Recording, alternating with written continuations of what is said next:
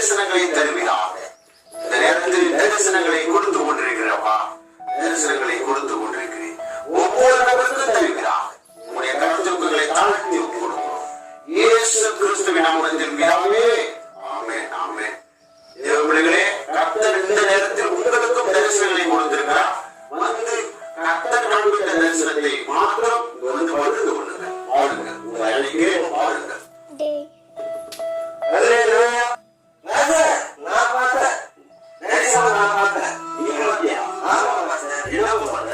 நீங்க சரியாக